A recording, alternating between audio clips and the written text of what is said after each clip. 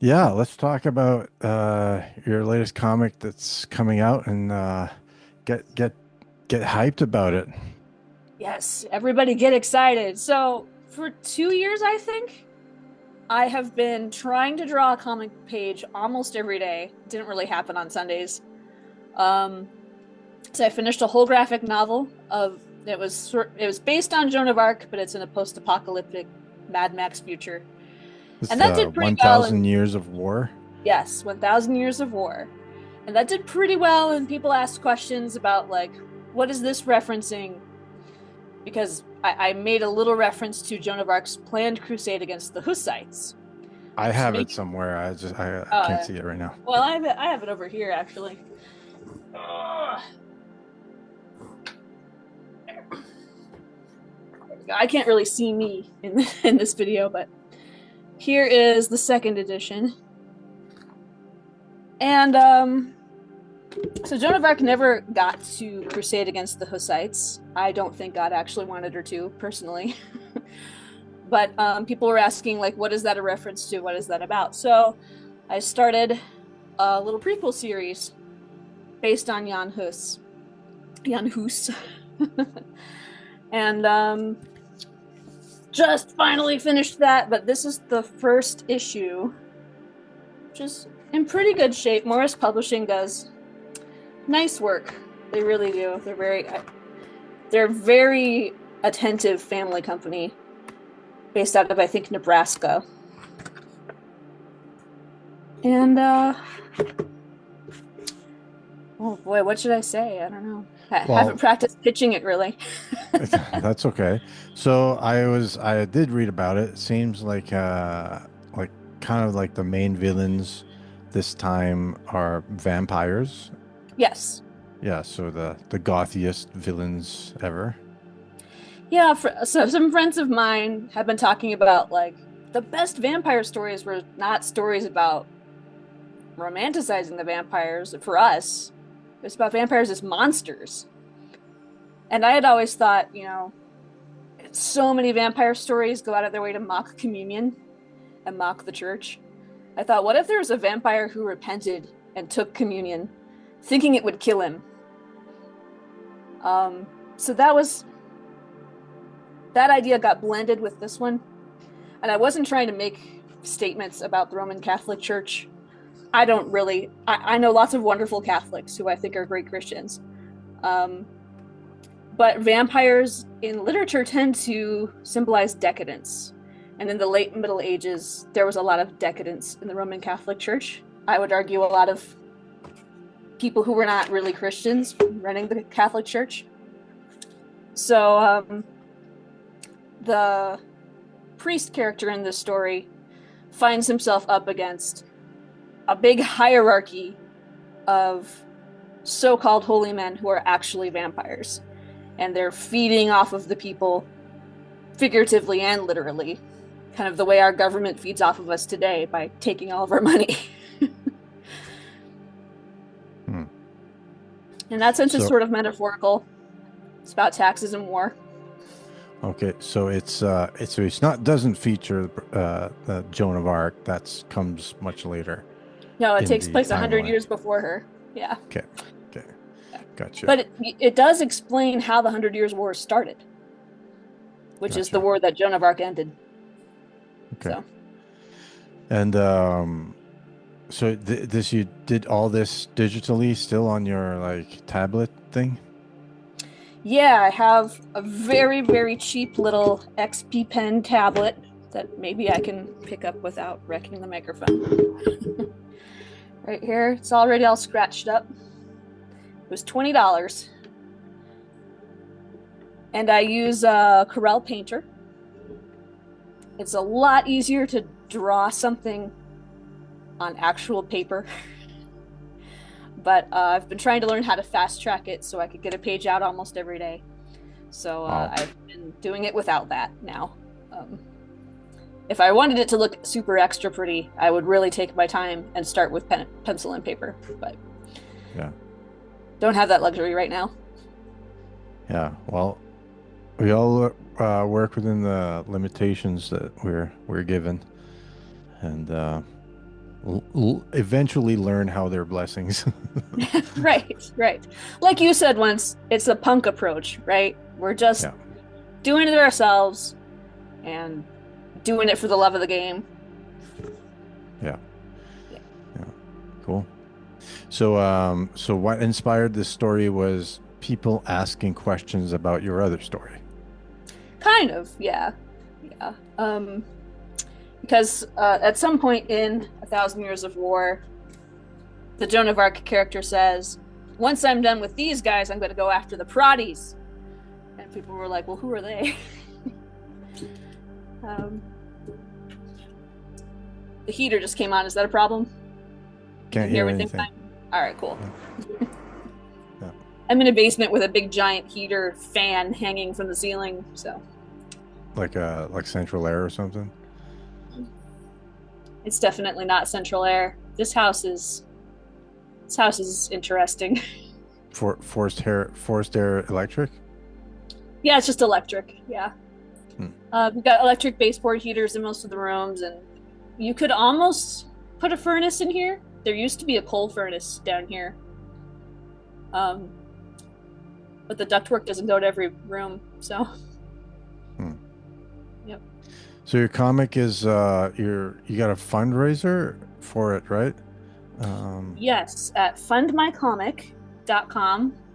And sometimes, let's see, is there a way to screen share? yep. If you Yeah, go there to we the go. bottom, yeah.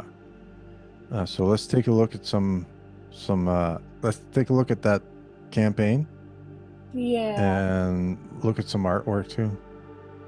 Yes, I've got the artwork loaded up. Did I just hit the share button? Because that's what I did. Yep. Yeah. Okay. Share and you have options of what to share. It So just said don't share request your sent. banking information. Yeah. I'll share whatever I want. View? No. Okay, I hit share and it said sent request or something. Yeah, well, I've allowed the request. Okay. Yeah. So can you see this? No, not yet. If you hit share again, it'll give Okay. you like um, Okay, hang on a very second. professional production here on our podcast here. We can edit all this out. It's fine. Editing, what's that? There we go. uh, oh, okay. All right. So Yep. go. So It's, uh, sometimes when you first load Fund My Comic, it just gives you kind of a glitch. It gives you like the bottom of the page, like oh, down there. we can see here. Yeah. We see If the you wait a second, yeah. If you wait a second, it will all load. The unfortunate thing is, mailing something to Indonesia or something costs a lot of money. So the floppies cost a lot more than I would actually want to charge you. Um, yeah. I'm going to work on just selling more things in person so I don't have to charge this much. Yeah, But it comes with the territory. There's no indie comics yeah, makers that don't deal with that issue. Yeah. yeah. Um, Hopefully there are a lot of people out there charging more than I do, but so how many pages is it? they're all about 20 to 22 pages long. Okay. I should have put page numbers on here. Let's scroll through some of the artwork and okay, Let's see. This artwork is not actually from the first issue, but it sort of shows you everything that's in all these issues. So okay. we've got characters based on Muslim invaders like the Umayyads. Since it's the American version, they're Mormons. The speech here is lifted from the Umayyad invasion of Spain.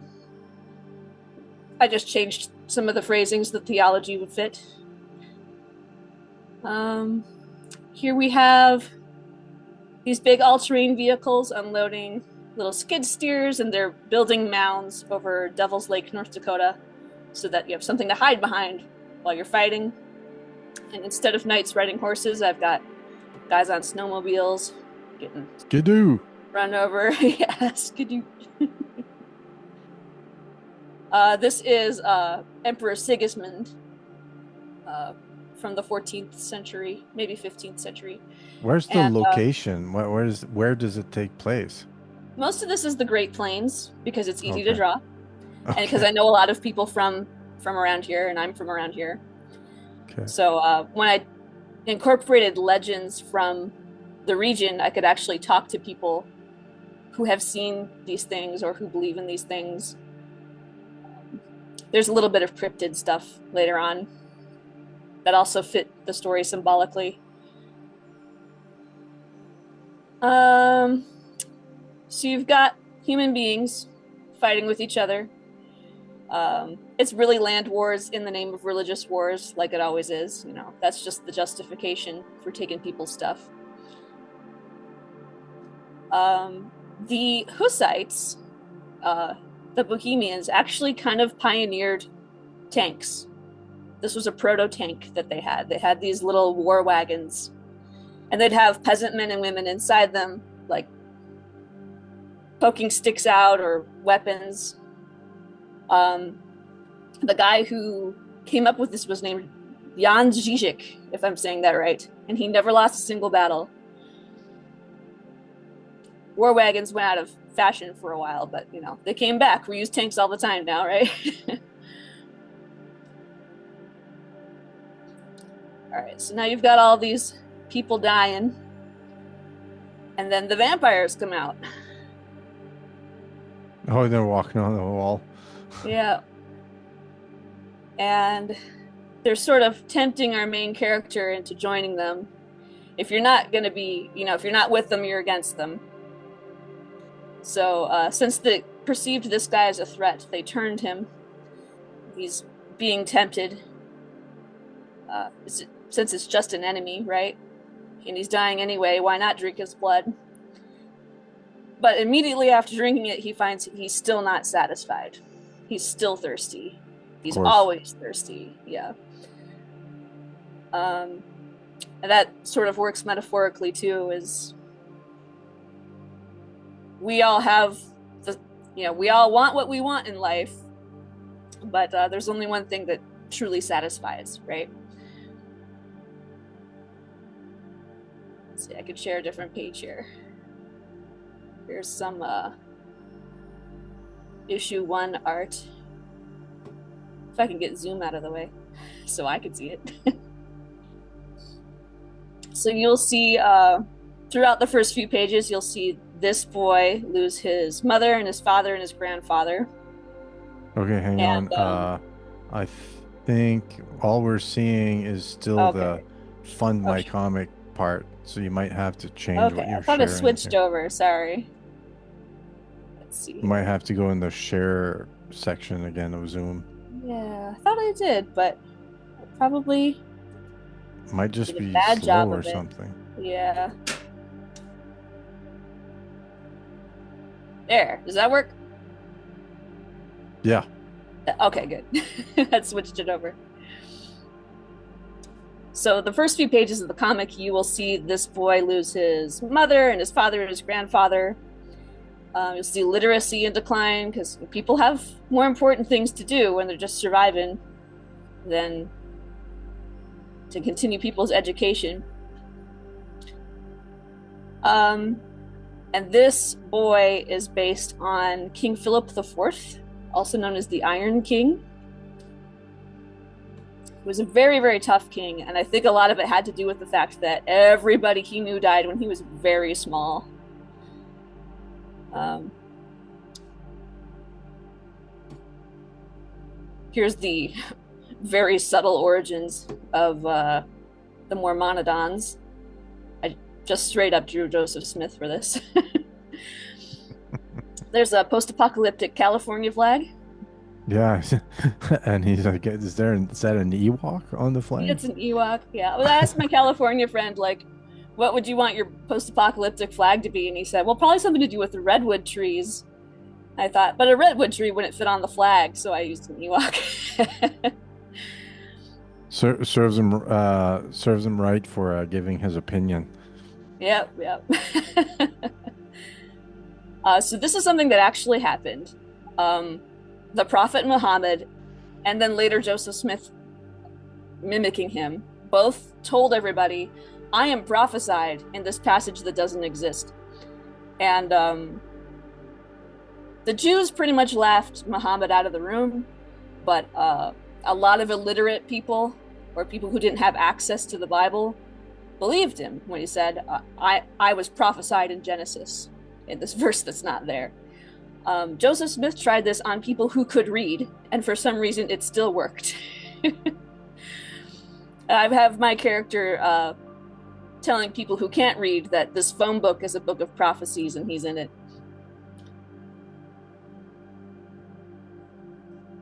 Terrible. uh Human beings are something else. They're something else. So here's Iron King again, losing the last member of his family. And you'll recognize him throughout the issues as this guy with a big old red scar across his face. Good design, yeah. Yeah. As time went by, the Iron King of history, King Philip IV, owed a lot of money to the Knights Templar, who existed to keep Muslim invaders out of Europe, basically, but they'd become like a giant bank. And his solution to that problem, and to the fact that he didn't control the Jews and he didn't control the church, was execute all the Knights Templar and seize their property, boot the Jews out of the country, and establish his own pope who would do whatever he wanted. And supposedly, the final Knight Templar, before he died, said that God would get him justice. And not very long after that, King Philip IV died, and all of his heirs were disputed,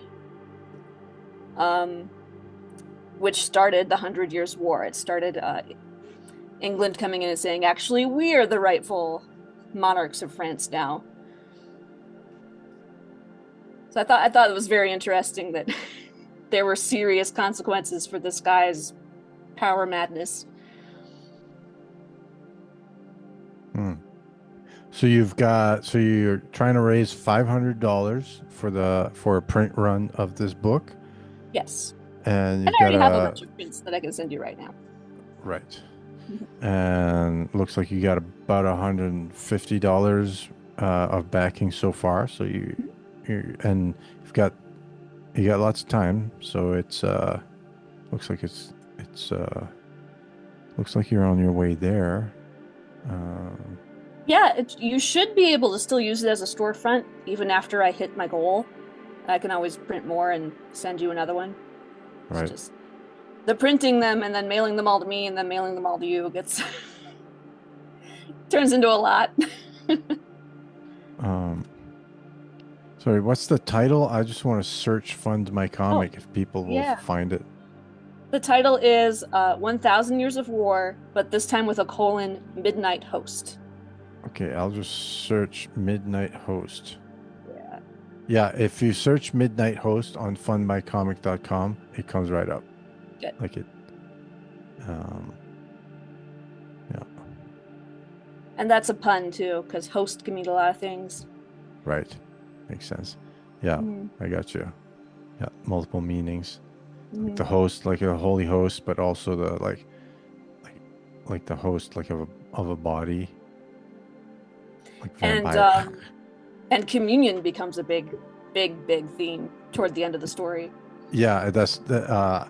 I don't know anything. I called it holy host and assumed that was the word, but I Oh, okay, realized. yeah. I wasn't sure if that meant like a host of angels or if that meant. Yeah. I don't know all the terms. There are a lot of nicknames for communion. Right. Yeah. I think Cool. Eucharist is a great word because it's got that Greek root word for good. It's so good. Cool. Just looking through here. Do you print your own comics yourself at home, right? And you assemble them all yourself? Yeah, I don't have the guts to do a crowdfunder because I assume it's just not gonna work. Because I'm Yeah, I thought if I waited till tax season, then I would at least get off to a good start. But right. times are tough for all of us, you know. Yeah. I Well, don't I I've don't blame anyone who can't buy my dumb comics. if I going on the because I threw myself in this comic game, not really like before I was ready. I'm like, well, that's how I learn, Yep, right? that's how I learned. And so like I sold what 6, 7 issues of issue 3.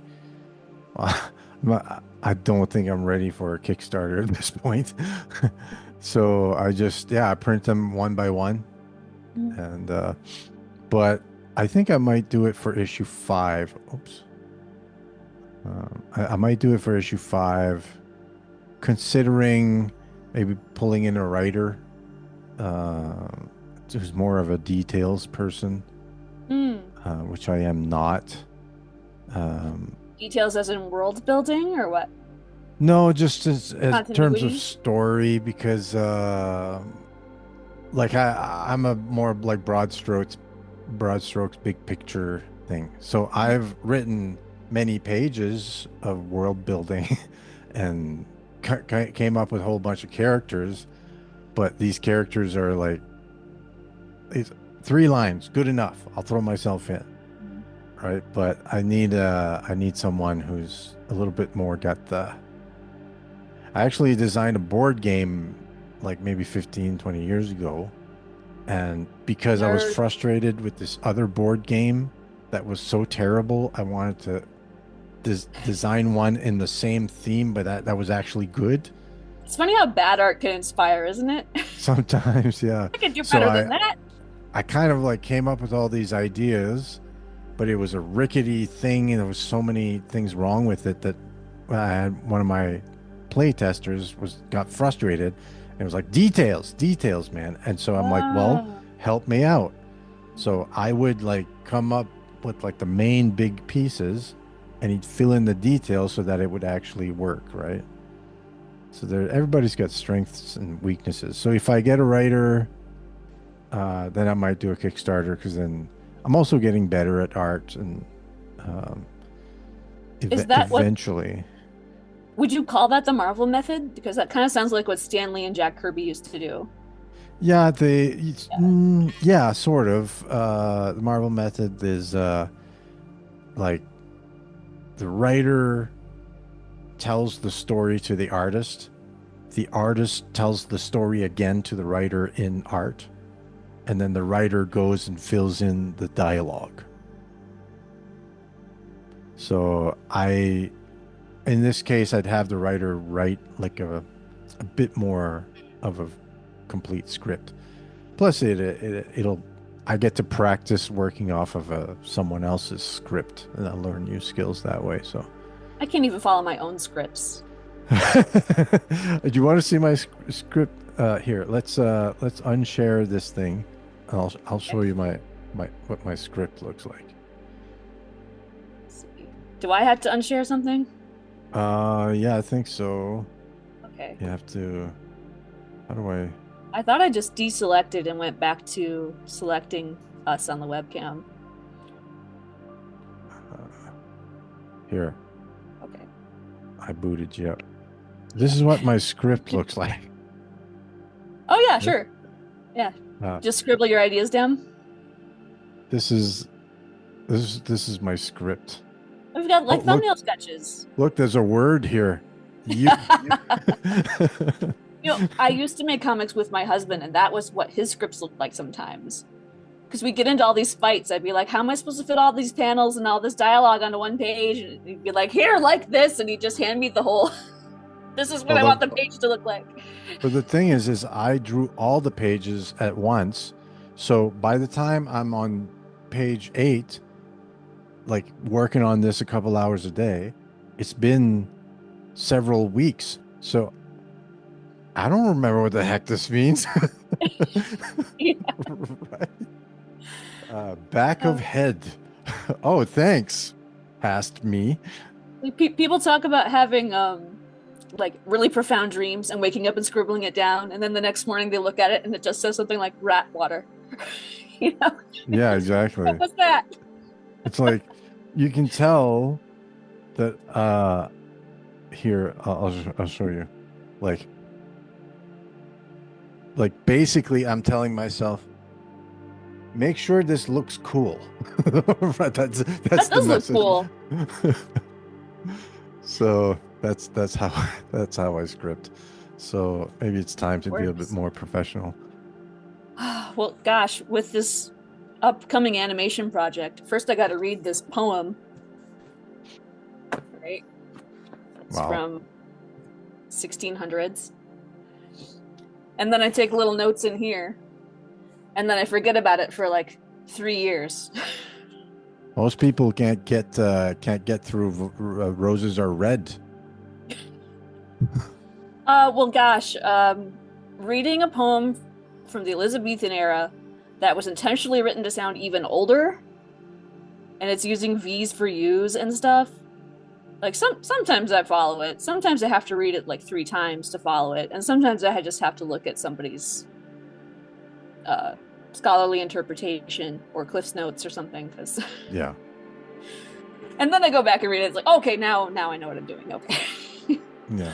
But It's that's kind of why I wanted to make this, is because it's such a cool story and no one can understand it, and they should enjoy it again because it's good. It's really good.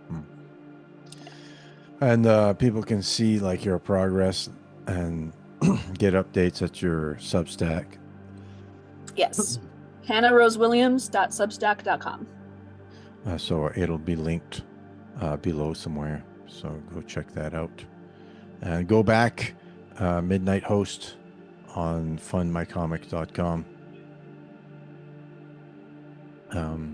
Yeah. Thanks for sharing that with us. Appreciate it. Always fun Thank to you all catch up for with you. listening. Yeah. Yeah. And I'll pause the recording to stay on. We'll do a bit of admin. Yeah.